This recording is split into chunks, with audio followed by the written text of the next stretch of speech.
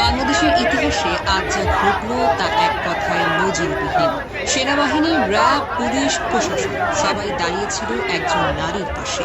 একজন নারী যিনি ছিলেন বছরের পর বছর বন্দী, অবহেলিত, নির্যাতিত ও অপমানিত। কিন্তু আজ তাকে ঘিরে দেখা গেল সম্মানের পাহাড়, ভালোবাসার ঢল।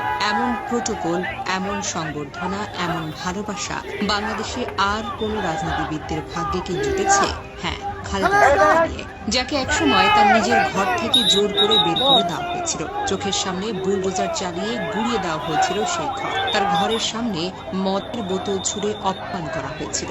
এমন অপমান কোনো নারী, কোনো মা, কোনো প্রাক্তন প্রধানমন্ত্রীও কখনো সহ্য করতে পারেনি। মিথ্যা মামলা, বিচারহীন বক্তব্য, অমানবিক চিকিৎসাহীনতা সবকিছুর মধ্য থেকে তিনি মাথা নত করেননি। তিনি হারেননি, তিনি অপেক্ষা করেছেন। আর আজ সে অপেক্ষার মূল্য মিলেছে জনতার ভালোবাসায়।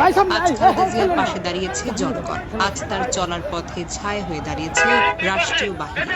আজ তার পাশে আছে তার দেশের মাটি, মানুষের মন। সম্মান কি বন্দুকের জোরে আদায় করা যায়?